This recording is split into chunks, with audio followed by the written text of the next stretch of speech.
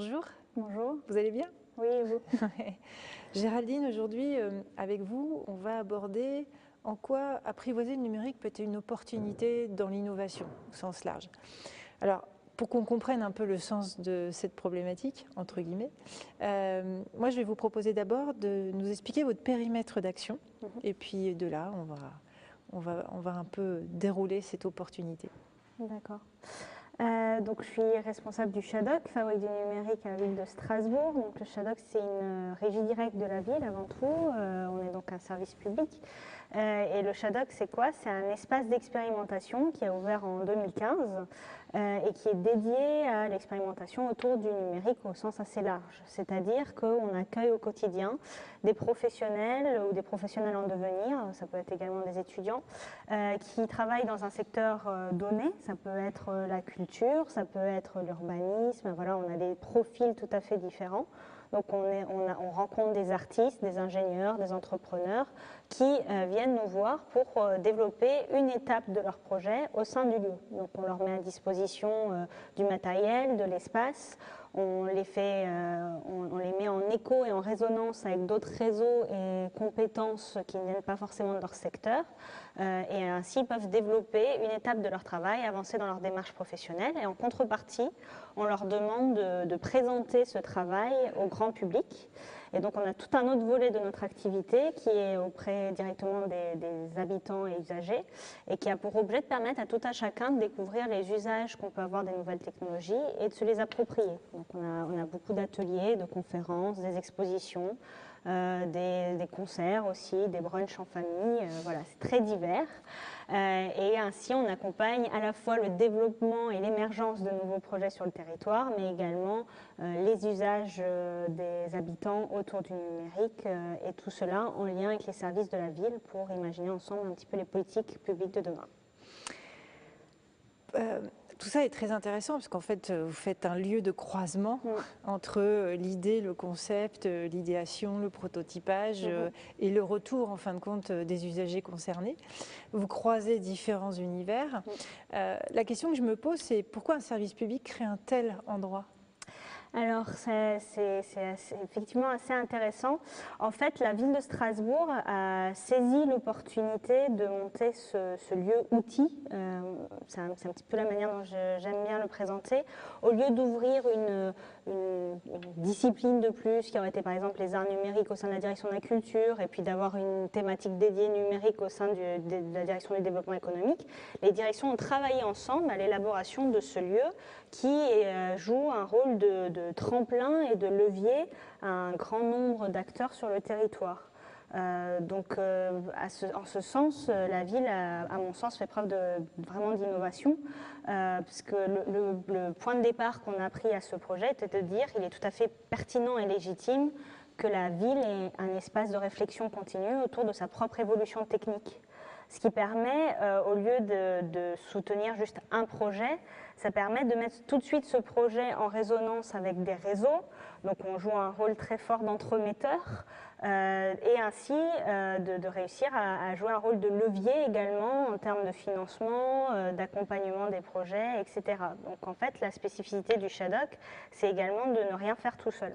On est la ville, mais on travaille de manière collaborative avec de nombreux partenaires, des associations, des institutions, des entreprises qui vont repérer par le biais de nos appels à projets ou de notre activité des projets qu'elles n'auraient pas forcément vu passer et inversement, ils nous envoient également des projets. Donc on est vraiment dans du collaboratif et à ce niveau-là, je trouve qu'on est vraiment dans une mission de service public. Vous êtes en train de dire qu'au Shadok, il n'y a pas de chef ?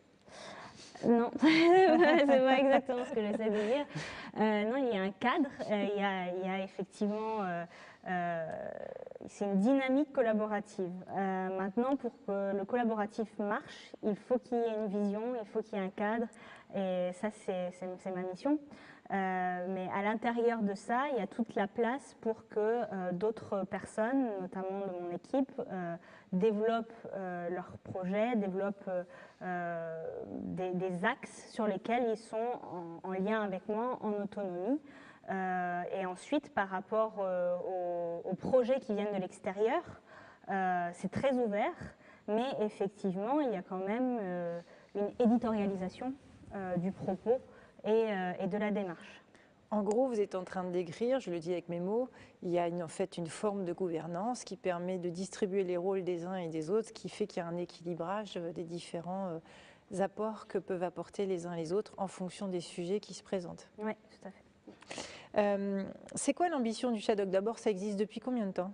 Alors, on a ouvert en avril 2015, mais le projet est né dès 2010. Et en fait, on a eu, à partir de 2012, 2 années de préfiguration. Donc, on est actif depuis concrètement maintenant 4 ans. On a développé des projets hors les murs pour commencer à tisser toute cette notion de communauté, de réseau. Et quand on a ouvert en 2015, on avait déjà une 50aine de partenaires qui étaient activement impliqués dans le Shadok, avec lesquels on avait déjà travaillé. De même, on avait déjà commencé à aller vers les publics, notamment les quartiers un petit peu distants, ce qui nous a permis, au moment de l'ouverture, d'être déjà assez implantés dans le paysage local. C'est quoi l'ambition de Shadok? Alors l'ambition du Shadok, c'est d'être à cet endroit, je dirais, d'ouverture et de transsectorialité. On parle du numérique, mais finalement, le numérique, je me l'approprie d'une manière un peu détournée, qui est de dire, aujourd'hui on parle de numérique, demain on parlera d'autre chose.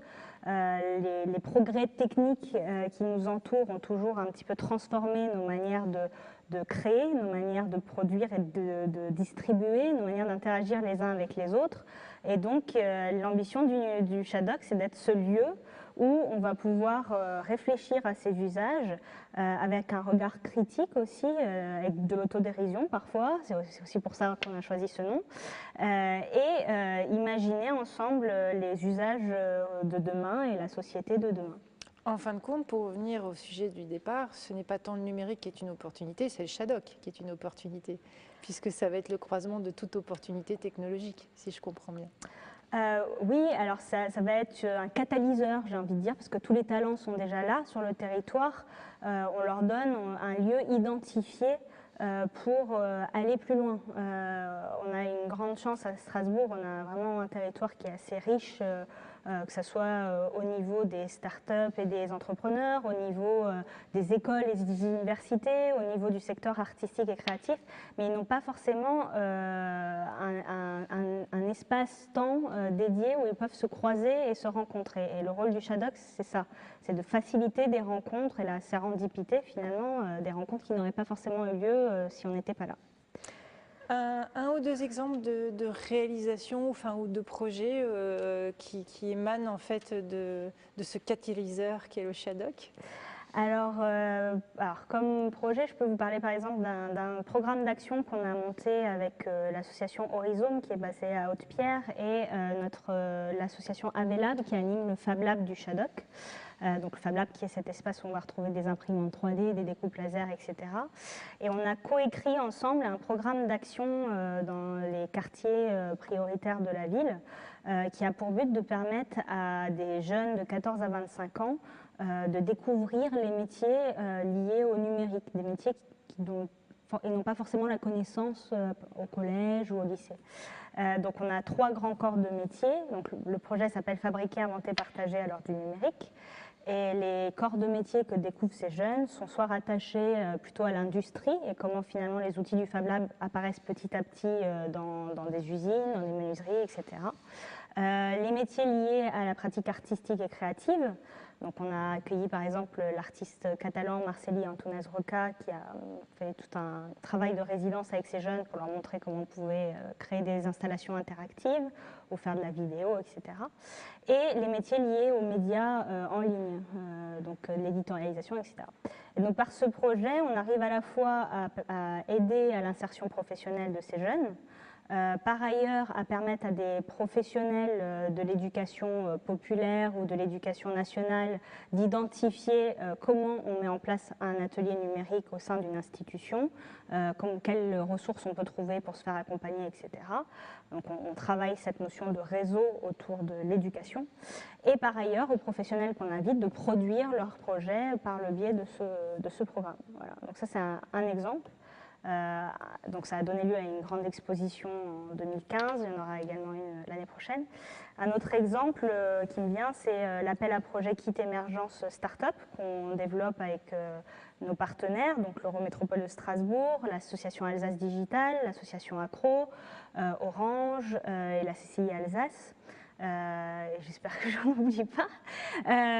Et donc, avec ces partenaires, on a monté un appel à projet qui nous permet d'accompagner des startups tout au long de 6 mois d'accompagnement. Donc, on leur amène une aide financière structurelle. Alsace Digital et les différents partenaires coachent l'entrepreneur qui est accueilli. Par ailleurs, on lui amène du conseil, de la visibilité et de la rencontre avec des usagers. Donc là, c'est plus sur l'accompagnement professionnel, plutôt axé au développement économique. Voilà. Le Shadok, on se revoit dans 10 ans.